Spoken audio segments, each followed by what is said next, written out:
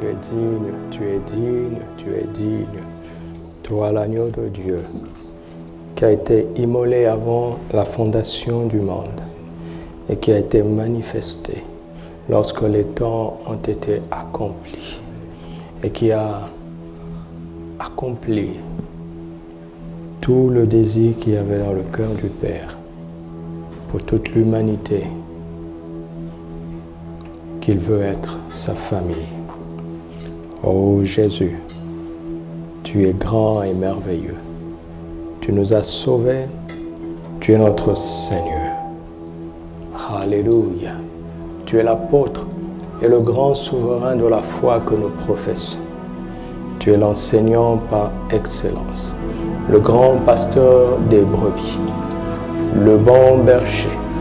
Tu es plus qu'un prophète. Tu es venu pour sauver ceux qui étaient perdus. C'est toi l'évangéliste par excellence. Tu n'as pas seulement le ministère de la parole, tu es la parole elle-même, la parole faite chair, qui a habité parmi nous, que nous voulons contempler dans la plénitude de sa grâce et de sa vérité. Tu es la parole qui est vie et lumière, qui vivifie et qui éclaire.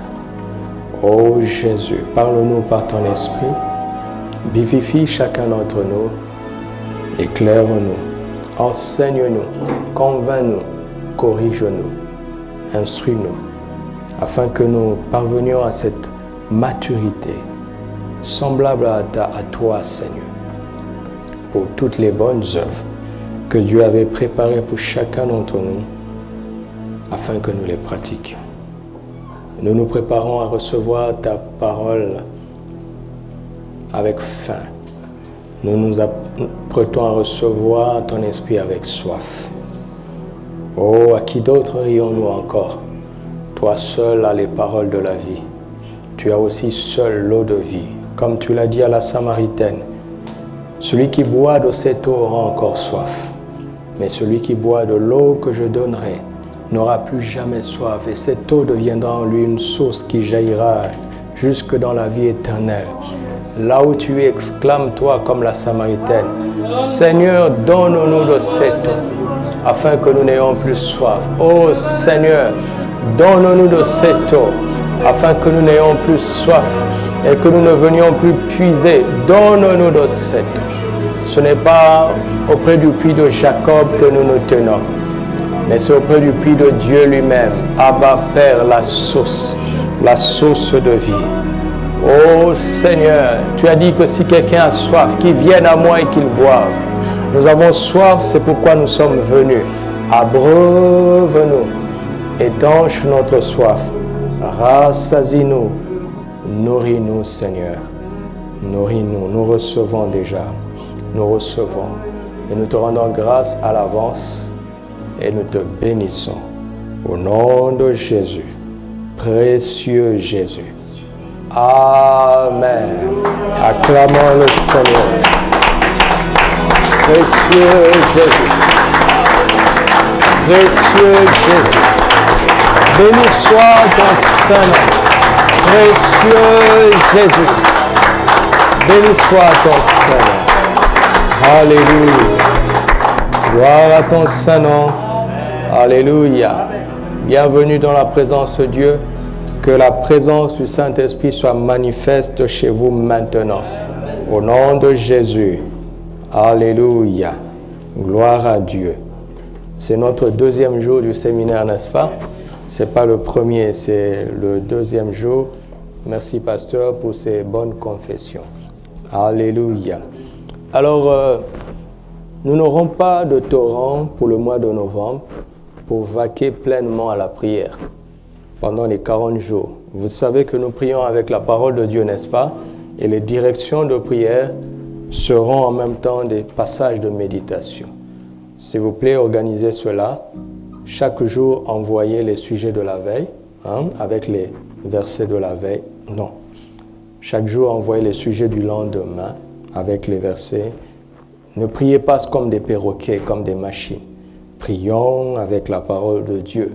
Car nous prions, si nous prions avec la parole de Dieu, nous savons que ce que nous demandons est conforme à sa volonté et ces choses-là sont exaucées sur le champ. Alléluia, au nom de Jésus. Alors, tout à l'heure, à 19h heure de Ouaga, c'est-à-dire 20h heure d'ici, va commencer au Centre international d'évangélisation la grande nuit de prière avec Papa Karambiri. Il nous a envoyé invitation. Je fais envoyer à tout le monde. Je pense que vous l'avez reçu. Soyez forts et immédiatement après ce temps, connectez-vous si vous voulez recevoir des bénédictions paternelles. Alléluia. Donc, je ne ferai pas de bénédiction après ce moment parce qu'il y a des plus grandes et plus importantes bénédictions qui nous attendent cette nuit. Alléluia. Soyez forts. Dis à quelqu'un, sois fort. Alléluia. Soyez forts, soyez forts. Amen. Donc, nous sommes bénis parce que nous allons enchaîner 2 programmes bénis ce soir. Au nom de Jésus. Alléluia. Alors, comme titre du 2e message de notre séminaire, nous allons parler de la sagesse et la force des semailles. La sagesse et la force des semailles. L'Esprit m'a enseigné et m'a appris des choses très importantes, que nous allons partager en 2 ou en 3 séances selon votre capacité d'absorption. Vous devez savoir que quand je parle, je sais si vous recevez ou pas. Je sais si je peux continuer ou pas. Vous devez savoir que c'est comme ça que ça se passe. Même si je ne vous vois pas, je sens la bande passante spirituelle. Alléluia. Il y a une bande passante spirituelle que nous pouvons ressentir grâce au Saint-Esprit par son onction. Alors, il se peut que nous le fassions en 2 séances ou en 3 séances. Qu'importe, nous sommes là jusqu'au dimanche. Proverbe chapitre 3, versets 1 à 9. Proverbe 3, 1 à 9, c'est notre premier passage. Mon fils, n'oublie pas mes enseignements et que ton cœur garde mes préceptes. Car, qu'est-ce qu'ils feront? Ils prolongeront les jours et les années de ta vie. J'en ai déjà parlé. C'est-à-dire que si tu vis 70 années de qualité, ce ne sera pas seulement 70 années de qualité, ce sera 365 jours fois 70 jours de qualité. Parce qu'on peut avoir une bonne année, mais avec seulement 200 jours de qualité. Alléluia. C'est chaque jour et chaque année. Et ils augmenteront en ta paix. Que la bonté et la fidélité ne t'abandonnent pas. J'ai un retour ici, un peu d'écho. Lis-les à ton cou, écris-les sur la table de ton cœur. Tu acquerras ainsi quoi? La grâce et une raison saine. Wow. Aux yeux de Dieu d'abord, ensuite aux yeux des hommes. Confie-toi en l'Éternel de tout ton cœur et ne t'appuie pas sur ta sagesse. Dites avec moi, je me confie au Seigneur de tout mon cœur et je ne m'appuie pas sur ma propre sagesse. Reconnais-le dans toutes tes voies et il aplanira tes sentiers. Ne sois point sage à tes propres yeux, crains l'Éternel et détourne-toi du mal. Car ce sera quoi? La santé pour tes muscles et un rafraîchissement pour tes os. Honore l'Éternel avec tes biens et avec les prémices de quoi? De tout ton revenu. Alors tes greniers seront remplis d'abondance et tes cuves regorgeront de mou. Mets la version français courant, juste le verset 10 pour que tout le monde comprenne. Juste le verset 10. Alors tes greniers seront remplis de blé et tes tonneaux déborderont de vin. Le vin, pas pour l'ivresse, mais pour la joie. Alléluia. Alléluia. Alors, premier conseil ce soir, avant d'entrer dans le vif du sujet, je vais commencer par les conseils. Parce que l'esprit de conseil opère d'abord. C'est l'esprit de conseil d'abord qui opère. Premier conseil, nous dit le Seigneur, nous dit le Père, parce qu'il parle à ses enfants, c'est un conseil paternel. Le Père nous dit ceci, ne sois point sage à tes propres yeux. Alléluia. Ne valide pas ta sagesse d'après tes propres standards. Attends que le Père sanctionne si tu es sage ou pas. Ne sois point sage à tes propres yeux. Pourquoi? Parce que la sagesse est la capacité de résoudre des problèmes.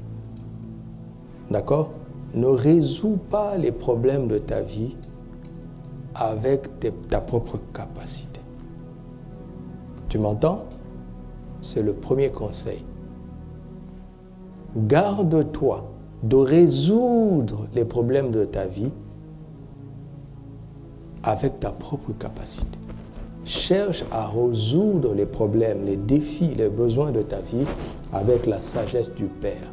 La sagesse de Dieu notre Père. Pourquoi? Car si ce que tu sais, vous savez, chacun d'entre nous sait des choses. Et ne faites pas semblant. Chacun d'entre nous sait des choses. Chacun d'entre nous est conduit par une certaine sagesse. Maintenant, ce que je sais peut être premièrement vrai, deuxièmement peut être faux, troisièmement, ce que je sais peut sembler vrai, alors que cela est faux. Ça semble vrai parce que je suis ignorant. Donc mon savoir peut être vrai, mon savoir peut être faux, mon savoir peut être en fait de l'ignorance. Vous m'entendez? Vous m'entendez? Alors comment savoir, comment juger notre savoir? C'est avec la parole de Dieu. Tout simplement avec la parole de Dieu. Si ce que tu sais est faux et que tu es au milieu des gens qui sont d'accord avec toi, tu ne sauras jamais que c'est faux. Parce que tout le monde va dire « Waouh !» alors que vous êtes une compagnie d'ignorants. Amen. C'est la parole de Dieu. La loi de la majorité n'est pas toujours la loi de Dieu. Dieu n'est pas un démocrate. Il n'est pas un dictateur non plus. Il est roi. Amen. Dieu notre Père est roi. Il est souverain. Alléluia. Il est à lui tout seul la majorité. Amen. Si ce que tu sais est vrai, Proverbe 4, 7 te répond. Le commencement de la sagesse, voici le commencement de la sagesse, c'est quoi? Acquiert la sagesse. Et avec tout ce que tu possèdes, acquiert l'intelligence. Autrement dit, si ce que tu sais est vrai et juste, Dieu dit bravo, mais tu peux savoir mieux. Tu peux savoir davantage. Dites avec moi, je peux toujours savoir mieux. Je peux toujours savoir davantage. Alléluia. Je dois aller vite. Donc ce sont des conseils, je peux approfondir, mais j'ai confiance en vous. Maintenant, si ce que je sais est faux, qu'est-ce que je dois faire? Je dois accepter que je suis dans l'erreur. Parce qu'on ne peut pas corriger quelqu'un qui n'accepte pas qu'il est dans l'erreur. Je dois accepter que je suis dans l'erreur et me repentir. Et renoncer à ma croyance, renoncer à mon savoir qui est faux. Parce que le Saint-Esprit m'a convaincu de fausseté par la parole de Dieu. Y renoncer. Quand j'y renonce, c'est là où commence le travail. Je dois commencer, chercher de tout mon cœur à désapprendre ce qui est faux pour apprendre ce qui est vrai. On ne peut pas apprendre à quelqu'un quelque chose de vrai s'il n'a pas renoncé à ce qui est faux et s'il n'a pas choisi de désapprendre. Alléluia. Qui d'entre nous connaît le verbe construire? Qui d'entre nous connaît le verbe détruire? Qui d'entre nous connaît le verbe déconstruire? Déconstruire, ce n'est pas détruire. Déconstruire, c'est détruire, mais méticuleusement, en faisant le processus inverse. C'est-à-dire qu'on a construit dans la fausseté, Ce n'est pas suffisant de détruire. C'est plus intéressant de déconstruire, de prendre quelqu'un à son point de l'erreur et de lui montrer le cheminement du mensonge dans lequel le diable l'avait initié. Déconstruire. Déconstruire le mensonge pour construire la vérité. Amen. Et c'est ce que le Saint-Esprit fait quand nous méditons la parole de Dieu. Alléluia. Et durant cette semaine, le Saint-Esprit va déconstruire des mensonges qui s'étaient immiscés dans notre foi au sujet de la richesse et de l'abondance. N'aie pas peur du mot richesse, n'est-ce pas? C'est ça que Dieu a prévu pour chacun de ses enfants. Qui d'entre nous, aussi méchant qu'il est, serait très riche et espérerait que ses enfants soient misérables, pauvres, malheureux et qui croupissent dans le manque? Qui ferait ça? Personne. Dieu est plus bon que nous tous. Dieu a voué chacun de ses enfants à l'abondance. Il suffit de regarder comment l'histoire a commencé. Dieu aurait pu créer l'homme avant les arbres. Mais non, Dieu a préparé le berceau pour Adam. Et ce berceau s'appelait le jardin d'Éden. Il a tout fait avant. Et il a placé l'homme à l'endroit le plus beau, le plus magnifique de la terre. Pas seulement magnifique matériellement parlant, pas seulement magnifique naturellement parlant, mais magnifique spirituellement parlant d'abord. Car Dieu est esprit. Est-ce que Dieu est esprit? Alors il venait rencontrer Adam comment? Il ne venait pas en chair et en os. Éden était un lieu de rencontre spirituelle d'abord. Alléluia. Fais de l'Éternel tes délices. Fais de l'Éternel ton Éden. Vous entendez? Fais de l'Éternel ton Éden et il te donnera quoi? Ce que ton cœur désire. Parce qu'en Éden, on ne manque de rien. Dans le vocabulaire d'Adam et Ève, le mot manque n'existait pas. Le mot peur a existé à partir du péché. Il n'y avait pas de peur. Le lion n'était pas dangereux pour Adam et Ève. Même pas le serpent, la preuve. Il a laissé le serpent parler à sa femme parce qu'il n'y avait aucun danger en Éden. Fais de l'Éternel tes délices. Fais de l'Éternel ton Éden. Et il te donnera quoi? Ce que ton cœur désire. Alléluia. Amen. Alléluia. C'est très important. C'est très important. Et si notre savoir s'avère être de l'ignorance, qu'est-ce que nous devons faire? Nous devons comprendre que personne ne se tiendra un jour devant le Seigneur et pourra lui prouver qu'il ne savait pas, qu'il n'avait eu aucune occasion de savoir. Vous m'entendez? Si quelqu'un meurt aujourd'hui, vous m'entendez? Si le Seigneur permet que quelqu'un meure aujourd'hui, sachez que le Seigneur sait qu'il lui avait déjà donné l'occasion de se repentir pour être sauvé.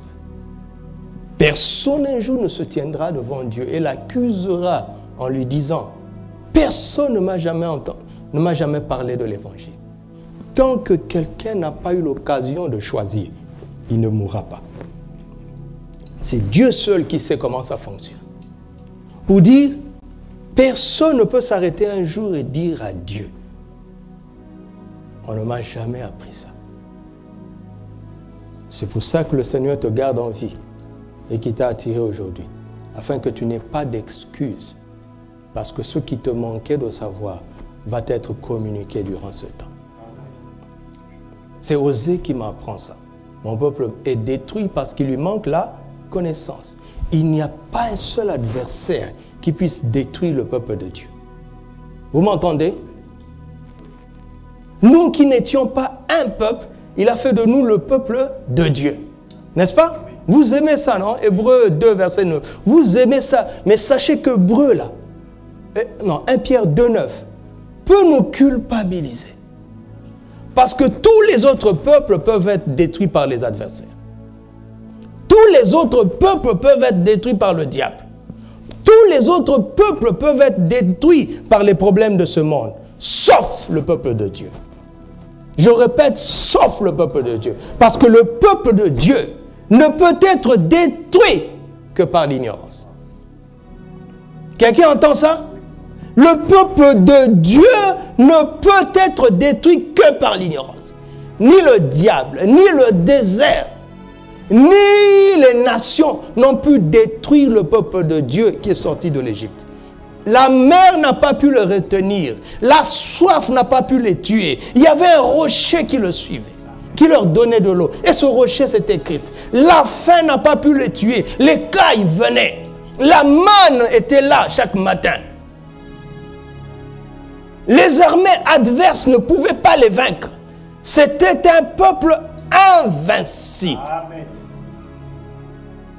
Mais ce peuple pouvait s'auto-détruire. Alors là, je médite, je dis, Seigneur, enseigne-moi. Et il me dit, et Osée a résumé ça, il dit, puisque vous avez rejeté la connaissance. Autrement dit, si quelqu'un fait partie du peuple de Dieu, et qu'à un moment donné, il se trouve être ignorant, c'est parce qu'il avait rejeté la connaissance.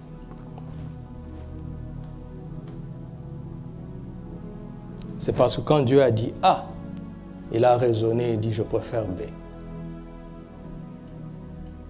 Vous m'entendez? C'est pour ça que quand on marche vraiment selon l'esprit, rien ne peut nous surprendre. Dieu prépare toujours la solution avant le problème et il annonce à ses enfants.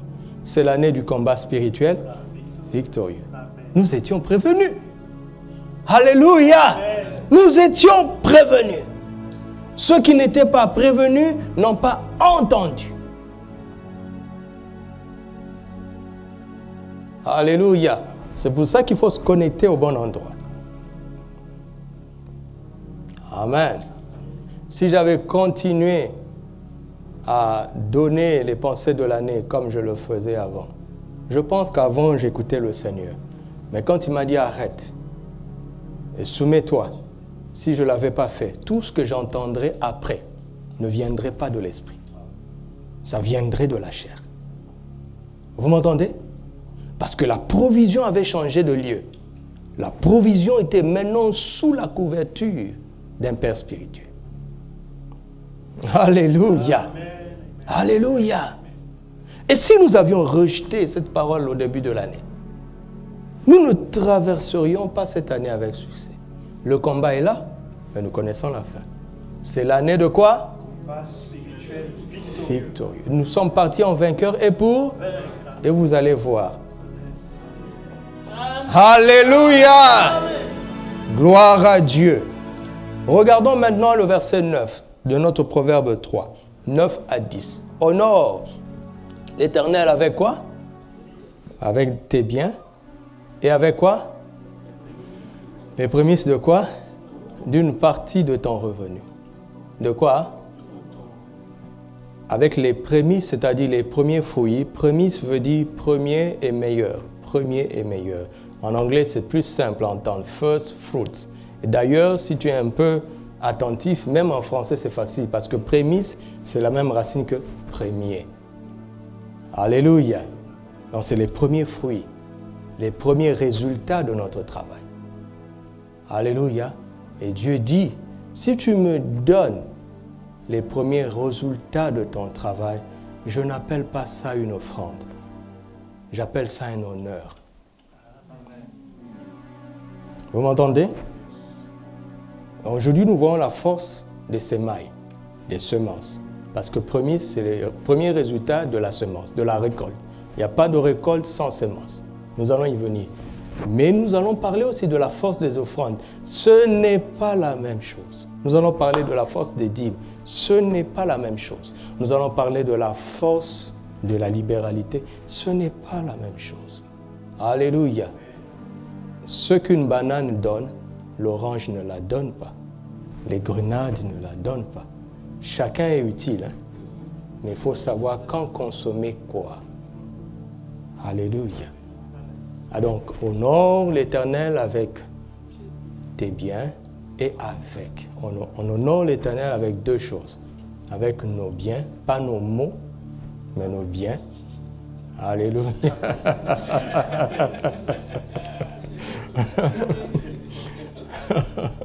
Vous voyez, hein? Quand tu dis, Seigneur, j'ai mal à la dent, tu ne l'honores pas. Tu ne peux pas l'honorer avec ça. Tu te sers pour la guérison. Mais un mal reste un mal. Et il te soigne, hein? Il aime ça. Il nous aime, il est bon. On l'honore avec nos biens et avec les premiers fruits de tout notre revenu. De quoi? Tout notre revenu. Dans revenu, tu entends quel verbe? Revenir. Soyez d'abord simple. Dans revenir, tu entends quel verbe? Revenir. Quand on dit revenir, ça veut dire quoi? Il était parti. Il est revenu. Donc nous allons faire ce voyage aller-retour tout à l'heure. Verset 10. Alors, tu connaîtras l'abondance. Amen. Pour connaître l'abondance, qu'est-ce qu'on doit faire? On ne doit pas donner. Regarde. Ma sœur, je vais attaquer un peu nos sœurs parce qu'elles viennent d'une retraite puissante. Ton mari vient du boulot et tu viens comme ça là. Tu déposes. Vas-y, mange. Tu lui as donné à manger, mais tu ne l'as pas honoré. D'accord? Donner et honorer, ce n'est pas la même chose. Amen. Vous savez que Dieu ne tend jamais la main. Mais être en situation de donner quelque chose à Dieu, mais quelle bénédiction. Vous entendez? C'est un honneur que Dieu puisse accepter quelque chose de ma part. Donc, il n'est vraiment pas d'abord question de la substance de ce qu'on donne, puisqu'il est question de substance, n'est-ce pas? Les biens et les prémices. Les substances sont clairement définies. Mais il est beaucoup plus question de l'attitude avec laquelle on donne. L'honneur. Alléluia.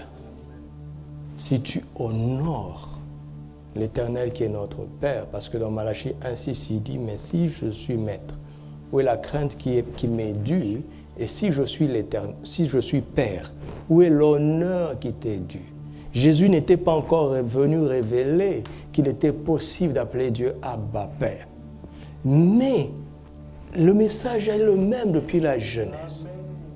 Adam s'est réveillé dans la création en tant que fils de Dieu. Adam était un fils de Dieu qui a déçu son père. Et à partir de là, Adam a privé à l'humanité du privilège d'être enfant de Dieu. Et le dernier Adam, Jésus, est venu nous restaurer ce privilège. À tous ceux qui l'ont reçu, à ceux qui croient en son nom, il leur a donné le pouvoir de devenir enfants de Dieu. Alors, dans la parole de Dieu, on nous montre plus ou moins, quand on dit l'honneur là, il est en train de dire, il est possible de s'approcher de Dieu en tant que Père. Et on l'honore, pas avec la quantité de ce qu'on donne. Non, pas avec la quantité. Ce n'est pas une question de quantité.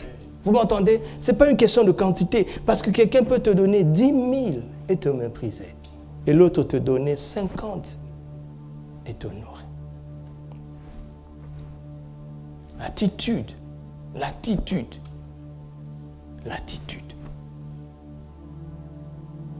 Alléluia. Et quand un fils honore son père, et honore son père avec ce que le père attend comme symbole d'honneur, parce qu'il y a un langage dans le royaume de Dieu, il y a des choses précises que Dieu perçoit comme des symboles d'honneur. Et les symboles spirituels d'honneur au Père, ce n'est pas seulement l'adoration, mais c'est aussi mes biens et les prémices de tout mon revenu. Si je pratique tout ça, Papa va libérer l'abondance sur moi. Alléluia. L'abondance est un mystère, pas quelque chose de mystérieux, mais c'est un secret. La parabole du père aimant et du fils prodigue nous montre que quand le jeune a demandé, Papa leur a partagé tous leurs biens. Mais vous lisez la fin de l'histoire, vous vous rendrez compte que le fils aîné n'était pas épanoui. Mais pourtant, il avait eu sa part de l'héritage. N'est-ce pas? Mais il était extrêmement riche. L'abondance, ce n'est pas dans la matière d'abord.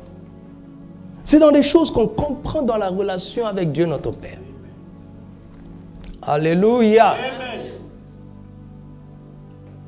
C'est bien que l'Esprit nous ouvre les Écritures de cette manière pour que nous comprenions des choses que nous n'aurions jamais comprises autrement.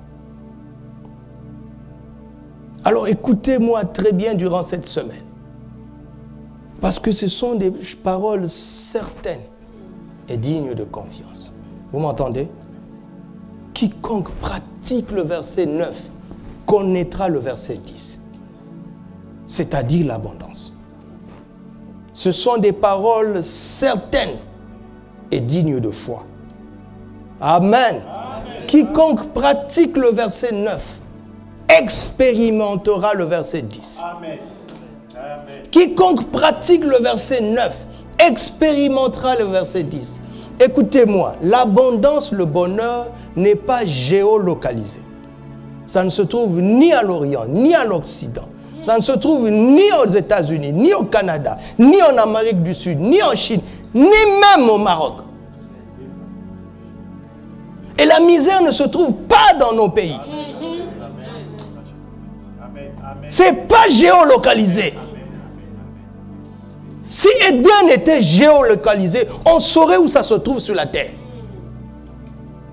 Éden n'était pas un lieu naturel d'abord. Éden se manifestait dans un lieu naturel. Mais Éden était un secret spirituel. Quand ça se posait dans un lieu naturel, on constatait le changement. Ce n'est pas géolocalisé. Si tu vis avec le proverbe 9, où que tu sois sur la terre, tu vivras le proverbe 3.10. Si tu vis proverbe 3.9, où que tu sois sur la terre, tu vivras proverbe 3.10. Si tu vis proverbe 3.9, où que tu sois sur la terre, tu vivras le proverbe 3.10. Où que tu ailles sur la terre, tu seras étonné de voir qu'il n'y a pas un pays riche. Il n'y a pas un pays pauvre. Il n'y a que des gens riches et des gens pauvres partout. Ce n'est pas une question de lieu. Vous m'entendez? Si on me dit qu'il y a un pays riche, je vais aller là-bas voir s'il y a des pauvres. S'il y a un seul pauvre, ce n'est pas un pays riche. Parce que si le pays rendait juste riche, il suffit d'y atterrir, n'est-ce pas? Il y a des gens qui sont même nés là-bas, qui n'ont jamais quitté le pays, mais qui sont terriblement pauvres. Donc ce n'est pas le pays qui rend riche. C'est des choses qu'on maîtrise et qui font qu'on est riche là où on est. Et entre parenthèses, nous savons que la richesse, ce n'est pas l'abondance d'argent. Allons-y. Honore l'Éternel avec tes biens et avec quoi? Les prémices de quoi? De tout ton revenu. Cela veut dire, autrement, laisse le verset 9, autrement dit, il faut avoir un revenu. Ah ah! Ah, regarde-moi. Quiconque n'a pas de revenu est privé de la grâce d'honorer le Père.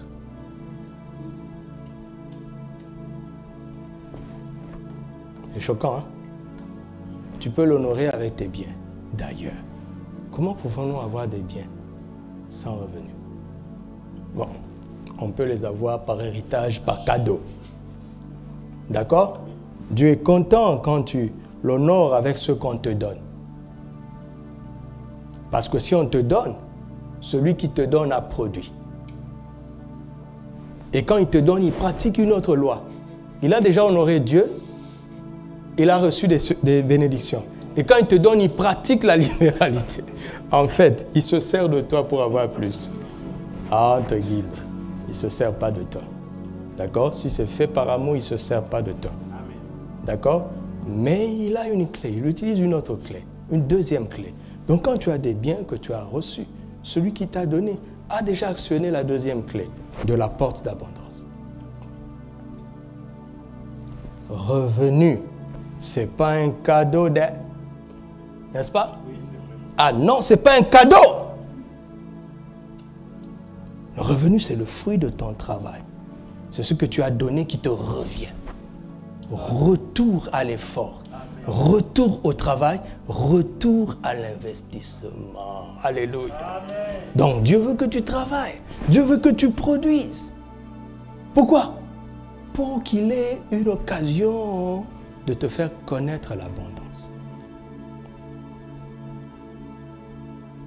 Vous avez simplement revenu.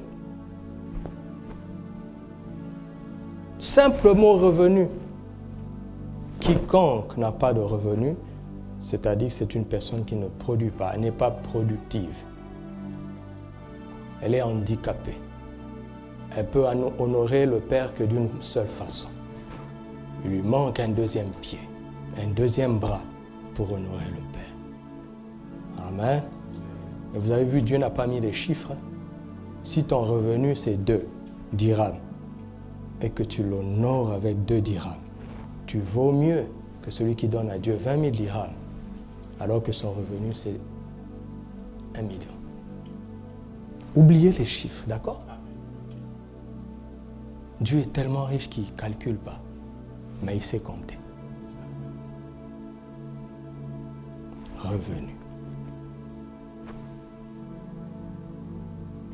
Revenu. Amen. Revenu. C'est le temps qui me met un peu sous pression, alors je vais oublier le temps. Revenu. Alléluia. Revenu, Seigneur, revenu.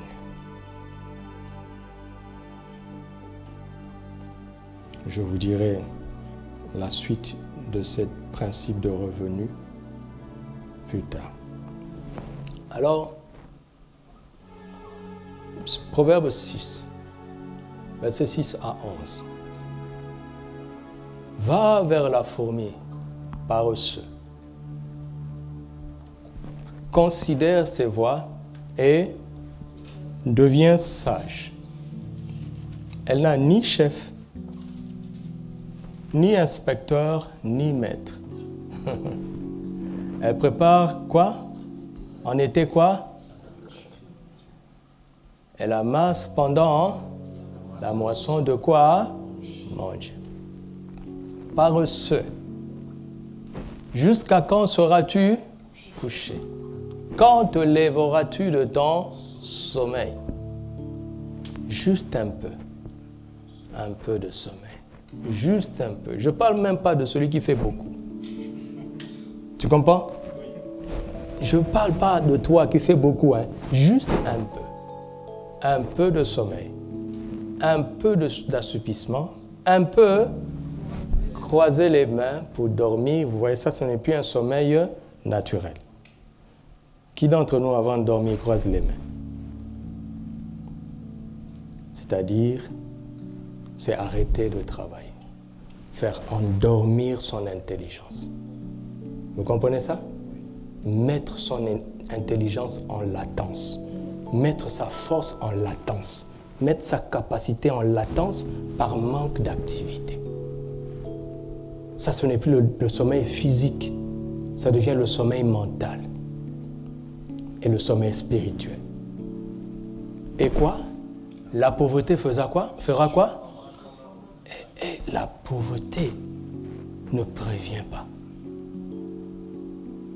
Parce que quand elle cherche quelqu'un, elle ne veut pas la rater. Quand la pauvreté cible quelqu'un, elle va tout mettre en jeu pour ne pas la rater. Donc elle ne prévient pas.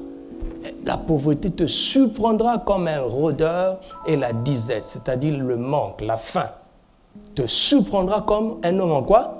En arme. Elle va fondre sur toi pour te dépouiller, t'humilier, t'abaisser, t'écraser, te voler tout ce que tu avais et te détruire. Nous comprenons que la pauvreté, c'est le diable. Parce que si tu mets Jean 10, 10 ici, tu comprends la personnalité de la pauvreté. C'est le diable lui-même. Et il dit le diable, il attend que quelqu'un devienne paresseux. Le diable attend que quelqu'un fasse endormir son corps et qui fasse endormir son intelligence, qui fasse endormir son mental, qui fasse endormir son esprit. Il attend ça, il guette ça, il rôde, n'est-ce pas? Regardez, rôdeur. Pierre a utilisé le même verbe, le même mot. Notre adversaire, il le nomme, c'est qui? Le diable, il fait quoi? Il rôde. Donc on connaît le rôdeur grâce au Nouveau Testament. Salomon qui a écrit ceci ne connaissait pas la personnalité du rôdeur. Il ne connaissait pas la personnalité de la pauvreté. Mais quand l'Esprit est venu, Jésus a dit, vous conduira dans toute la vérité. Le diable ne peut plus se cacher face à un enfant de Dieu qui a les Écritures. Il sait que ça c'est Satan, ça c'est le diable, ça c'est le serpent ancien, ça c'est le dragon. Il rôde. Il dit, regarde ce film par-ci. Fais la grâce matinée par là. Arrête de réfléchir par là. Écoute des cantiques qui abrutissent. Écoute des sketchs qui abrutissent. Il y a des choses que je ne supporte pas. Dans notre maison, on ne regarde pas ça. Un sketch, les gens rient. On se moque de toi. On se crache sur toi des saletés et tu bois ça. Le rôdeur est en train d'opérer. Il a inspiré des soi-disant comédiens. Il a inspiré de soi-disant acteurs pour endormir ton mental, pour endormir ta conscience, endormir tout ton corps. Comme Delilah a endormi Salomon, le grand champion Salomon, le puissant Salomon. Nous ne savons par quel miracle que Delilah l'a endormi. Au point que quand on le rasait, il ne se réveillait pas. Par quel miracle Delilah a fait ça? Par l'onction du Satan. Et tu n'as pas besoin d'un Delilah dans ta maison. Le rôdeur sait comment entrer. Il entre par Internet. Il entre par la télévision. Il entre par des mauvaises compagnies. Il entre par ton téléphone. Il entre par ton WhatsApp. Il entre par ton Facebook. Il a créé un réseau qui le rend quasi omniprésent, parce qu'il n'est pas omniprésent, mais il a créé des réseaux, des scénarios, des systèmes de ruse, et il est là, il nous guide par des idoles muettes. Sans parler, il nous conditionne, sans parler, il nous dirige, et le rôdeur regarde si son piège a marché. Quand tu as mordu à la part, alors il dit à un démon, va donner le coup de grâce, et on va s'occuper d'un autre champion, que cela n'arrive plus jamais à personne. Au nom de Jésus. Amen. Tu as compris maintenant? Je suis en colère comme ça depuis dimanche. Je suis en colère. Je suis en colère.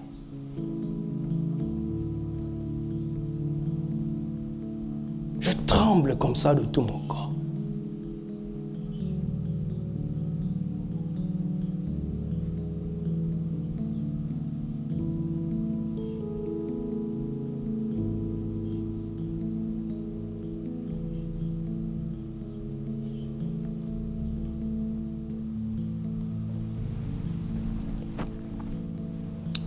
Alléluia. On va s'arrêter ici ce soir. Alors nous allons nous repentir. Nous allons nous repentir d'avoir négligé les paroles de notre Père. Ce n'est pas normal qu'un père supplie ses enfants et qu'il leur dise, mon fils, écoute mes instructions. Un père ne devrait pas parler comme ça. Un père devrait donner juste des ordres. Cela veut dire que quelque part le fils n'a pas apprécié la valeur de ses instructions. Quelque part le fils n'a pas montré l'empressement. Il n'a pas valorisé. Il n'a pas entendu le cœur de son père. Il n'a pas compris l'urgence. Il n'a pas mesuré les dangers qui le guettent. Alors par amour, par un excès d'amour, le père est obligé de se rabaisser et de supplier, de dire, mon fils, sois attentif. Ne m'écoute pas négligemment. Ne m'écoute pas en écoutant autre chose en même temps. Ne m'écoute pas en ouvrant une fenêtre sur WhatsApp et en faisant autre chose en même temps. Ne m'écoute pas d'une seule oreille. Donne-moi toute ton attention. Donne-moi tout ton cœur. Oh, pardonne-nous, Père. Parle au Père, demande-lui pardon. Pardonne-nous, Papa. Nous nous repentons ce soir. Pardonne notre légèreté. Pardon de t'avoir écouté négligemment. Pardon, Papa. Pardon notre manque de zèle, notre manque d'enthousiasme. Quand tu nous parlais avec ton cœur, nous ne mesurions pas le privilège d'avoir un Père comme toi, qui ne nous parle pas sommairement, mais qui s'arrête, qui prend son temps. Tu prends le temps avec nous, mais nous semblons ne pas avoir de temps. Pardonne-nous, Papa. Pardonne-nous. Nous ne mesurions pas le danger. Nous n'avons aucune idée du danger qui nous guette. Le rôdeur est armé et il guette. L'instant où il va nous terrasser. Mais si nous sommes là, c'est grâce à toi. Il aurait pu nous assommer depuis longtemps, mais nous réalisons combien tu ne l'as pas permis. Quel bon Dieu tu es de protéger des enfants indociles comme nous. Quel bon Dieu tu es. Quel Dieu si patient, miséricordieux tu es. Tu es un bon Père. Merci pour ta grâce.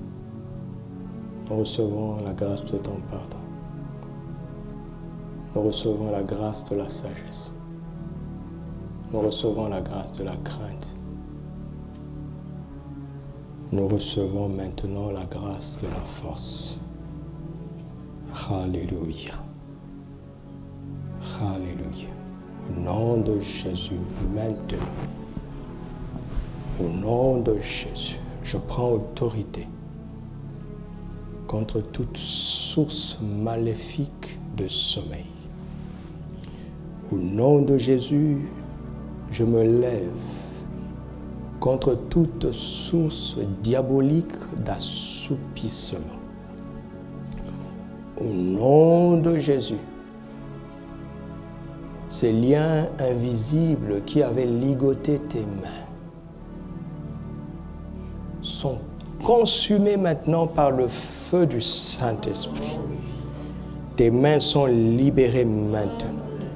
Ta force est libérée maintenant. Le courage pour le travail est libéré maintenant. La grâce de l'activité est libérée maintenant.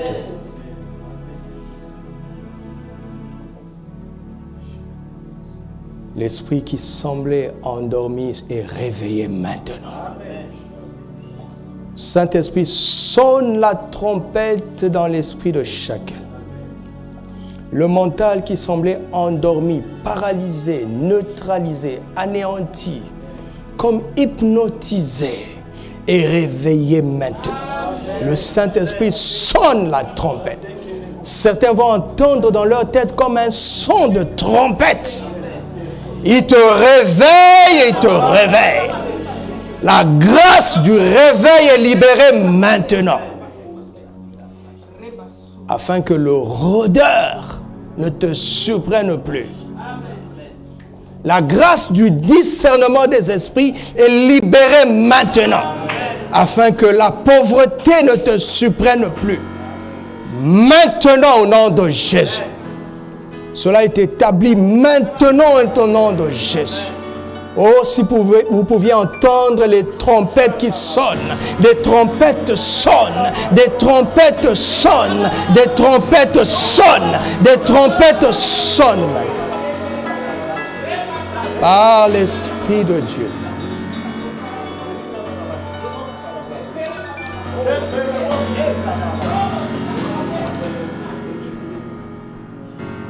Écoute ce que l'Esprit me dit. Il me dit, l'esprit qui ne sait pas exercer à entendre cette trompette n'entendra pas non plus la trompette de l'enlèvement. Voici le danger. Le danger, ce n'est pas simplement la pauvreté sur terre. Le danger, c'est la finalité en enfer. Vous avez vu tout ce qui se passe avec cette crise. Cette crise est comme une répétition générale du règne de l'Antéchrist qui viendra. Vous avez vu combien il est... Qui peut voyager aujourd'hui sans fournir un document, un test précis? C'est une répétition. Je ne prétends pas que l'enlèvement arrive demain. Mais l'esprit de l'Antéchrist a testé ce qui est prévu. Mais tant que nous sommes ici, sur terre, il ne pourra pas se manifester. N'ayez pas peur, mais notre oreille doit s'aiguiser, s'exercer au son de la trompette. La Bible dit, heureux le peuple qui entend le son de trompette. Heureux le peuple qui entend le son de la trompette. Oh, lève-toi là où tu es et demande au Saint-Esprit d'exercer ton oreille au son de la trompette. Demande au Saint-Esprit d'exercer ton oreille au son de la trompette. Demande au Saint-Esprit d'exercer ton oreille au son de la trompette. Oh, Ricabo Santeria d'Abrante Baragasha. Gadrebe Akoria Sanderebe. Shiranda Karabayente Regada. Manterego Shipranto Borada Gaskarabante. Rabarababa Yanterega Shagada Baranda. Rista Kora Brande Brande Brande Brande Brande Brande Brande. Berabarabarabara Yaskonarabara. Au nom de Jésus. Alléluia.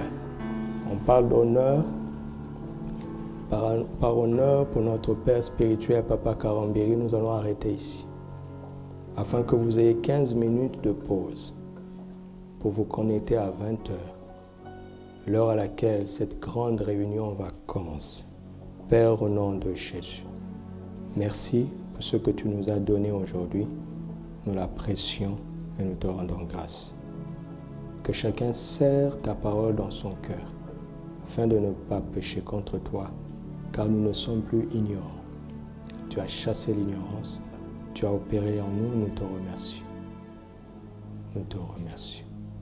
Et merci pour les plus grandes choses que tu vas nous communiquer tout à l'heure par ton serviteur. Merci de tout notre cœur, au nom de Jésus. Amen. Que la grâce de Dieu demeure au milieu de vous. À demain soir, par la grâce de Dieu.